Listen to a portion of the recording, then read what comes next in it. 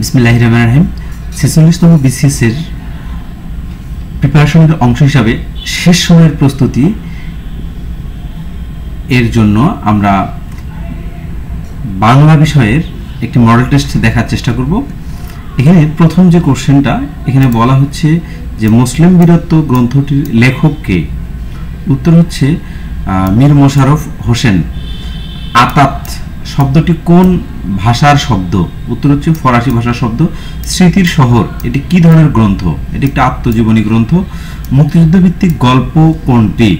বাংলাদেশ কথা কয়। অমিত্রাক্ষর ছন্দে রচিত প্রথম পূর্ণাঙ্গ গ্রন্থ কোনটি? উত্তর হচ্ছে তিলোত্তমা সম্ভব কাব্য। শব্দ মঞ্জুরি বাংলা অভিধানটির প্রণেতা কে? ঈশ্বরচন্দ্র বিদ্যাসাগর। উচ্চারণের রীতি অনুযায়ী নিম্ন মধ্য পশ্চাৎ স্বরধ্বনি কোনটি? উত্তর হচ্ছে অ। আর্কিটাইপ শব্দের বাংলা অর্থ কোনটি? উত্তর হচ্ছে আদিরূপ। দুহিল দুধ কি বেন্টে সামায় পংক্তিটির রচয়িতা কে? উত্তর হচ্ছে ঢেন্ডুন পা। নিম্নের কোনটি উপন্যাস? পদ্মরাগ বেগম রোকেয়ার একটা উপন্যাস। কোন বানানটি শুদ্ধ? বুহ। সুরেন্দ্রনাথ দত্তের উপাধি কোনটি? ক্লাসিক কবি। 4% জমি কোন ধরনের বিশেষণ? উত্তর হচ্ছে পরিমাণবাচক বিশেষণ। বাংলা বর্ণমালায় হ্রস্বর কয়টি? উত্তর হচ্ছে 4টি। নিমন্ত্রণ কবিতাটি কোন কাব্যের অন্তর্গত? উত্তর হচ্ছে ধানক্ষেত। নিরঞ্জনের রুসমা কোন কাব্যের অংশবিশেষ? উত্তর হচ্ছে শূন্য পুরাণ। দীপ্যমান শব্দের সঠিক প্রকৃতি ও প্রত্যয় কোনটি? দীপ যোগ সাঞ্চ। বাংলা সাহিত্যের প্রথম রোমান্সধর্মী ঔপন্যাসিক কে? বঙ্কিমচন্দ্র চট্টোপাধ্যায়। বই পড়া প্রবন্ধটির রচয়িতা কে? প্রমথ চৌধুরী। চর্যাপদের কোন পদটি খণ্ডিত আকারে পাওয়া যায়? উত্তর হচ্ছে 23 নং পদটি। কাল সে আসলে আমি যাব এটি কি ধরনের বাক্য? এটা একটা সরল বাক্য। বাংলা সাহিত্যের 17 শতকের কবি কে? আলওয়াল। কল্যাণী চরিত্রটি রবীন্দ্রনাথ ঠাকুরের কোন গল্পের নায়িকা? উত্তর হচ্ছে অপরাজিতা।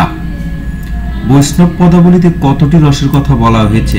5টি রসের কথা বলা হয়েছে। কবিতা পত্রিকাটির সম্পাদক কে?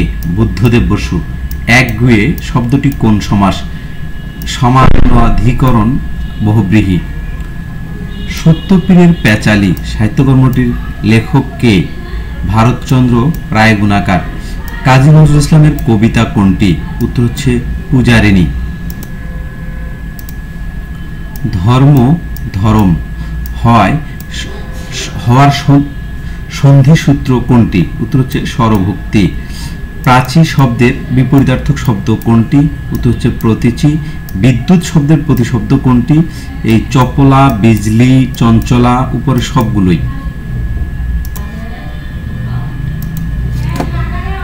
নিরবধি শব্দের সন্ধি বিচ্ছেদ কোনটি? উত্তর হচ্ছে নি যোগ অবধি।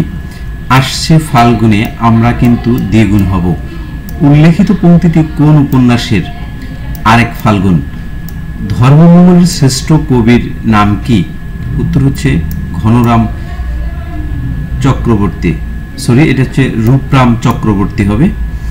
নিচের কোন বইটি জীবনানন্দ দাশের মৃত্যুর পর প্রকাশিত হয়? উত্তর হচ্ছে রূপসী বাংলা।